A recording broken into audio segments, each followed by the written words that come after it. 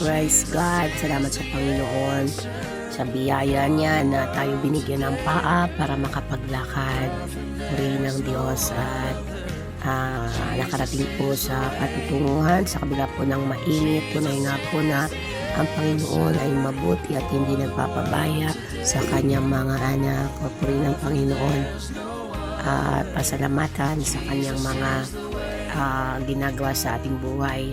Salamat sa salita niya. Sabi, abutin ng mga nasa kabulubundukan, ibahagi ang kaligtasan para matupad po yung nasa Mateo 24:14 na ang lahat ng mga tao o bansa ay makarinig ng mabuting balita. Kaya po sa kabila po ng mga kainitan at walang sasakyan, meron naman po tayong paa para po makapaglakad.